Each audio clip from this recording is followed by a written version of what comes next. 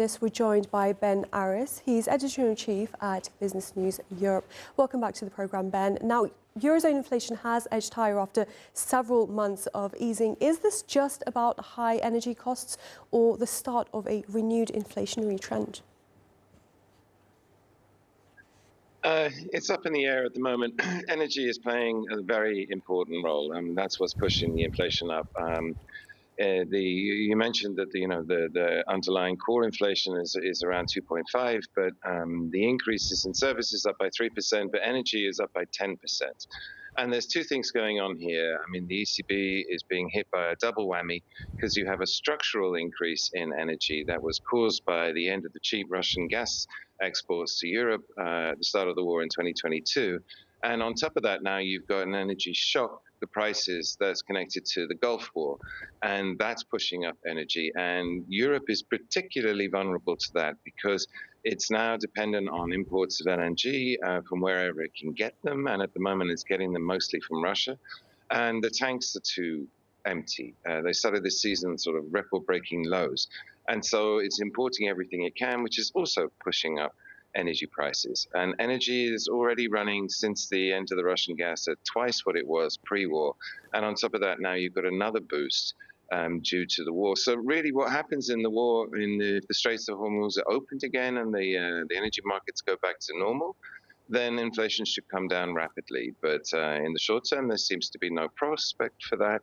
And that will keep inflation high and will push the ECB perhaps to hiking rates again rather than easing. It's up in the air. And how difficult is it to balance controlling inflation and supporting growth at the same time?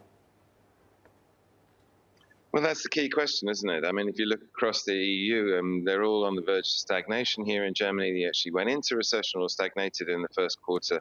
Nobody's reporting more than 1% of growth this year. It's expected to tick up and go 1.5 next year, but that's again assuming that the war ends. And the ECB is sort of caught between a rock and a hard place, that it just put through a 25-point increase in order to battle the inflation, but it needs, in order to promote growth, to cut rates. And if the energy costs stay high, then it's going to put in some more, growth-killing hikes, another 25% perhaps, before the end of the year. And there's not much you can do, and governments are constrained. They have no fiscal wiggle room because they've borrowed so much, and the cost of servicing that debt is eating into budgets. So they can't promote growth by spending. France, in particular, has a massive budget deficit of just over 5%, and it desperately needs to cut spending in order to get the budget deficit down, and that's going to kill growth too. So this is all an extremely unpleasant place for Europe to be in general, and the ECB has got a very difficult task on its hands. It would like to cut rates, but it really can't do it for the moment. So it's sort of in wait-and-see mode. Everyone's looking to the Persian Gulf to see what happens there next. So if it doesn't cut rates, can the Eurozone's $15 trillion economy withstand prolonged high borrowing costs? Well, like I said, the share of the budget that now goes to servicing debts in several countries, in the UK particularly, is reaching alarming levels. And increasingly, they're issuing debt in order to refinance old debt. And the cost of that is going up. I saw a number, it's like up to 80% of the bonds being issued are being used to just refinance existing debt. And so if the ECB comes in hikes rates in that environment, that's just going to make things worse. What we need is a return to normality, for governments to go back to spending, to boosting growth, encouraging that. But it's still up in the air. The ECB is watching carefully because these increases that we've seen in inflation haven't been passed on to costs like service costs or wages. Hasn't locked it in. So this is still temporary. But if that starts to happen as the year wears on, then we've got a serious problem. And then we're looking, not quite as bad as the 70s, but, stagflation type scenario will start to be talked about.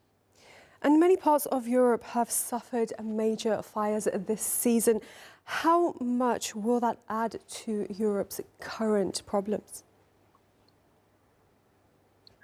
It's another straw on the camel's back, isn't it? The cost of the climate crisis And it's not just the wildfires. I mean, this is going to impact economies already. They're already beginning to slow. Productivity is going down. People taking time off because it's too hot.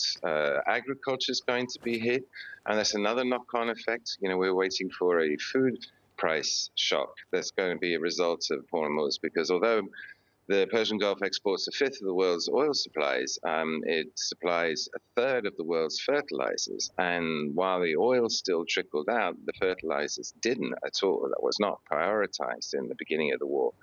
And consequently, when the harvests come in this year, in the autumn, in the coming months, we're going to see yields drop significantly, or that's what's expected. And that's going to push food prices up and just add to the problems. So, I mean, this has been a real disaster year with extreme temperatures adding to that. I saw one study that the cost of climate, extreme weather damage, is running already at $28 trillion worldwide. And Europe is in the front line of that because temperatures in Europe are rising twice as fast as the rest of the world. And that's starting to eat into the productivity, not just in agriculture, but in industry, because you've got deindustrialization on top because of the cost of energy. So it's not quite a perfect storm, but it's really not a good situation. That's a lot to take in. Ben Aris in Berlin, great to speak to you as always. Thank you.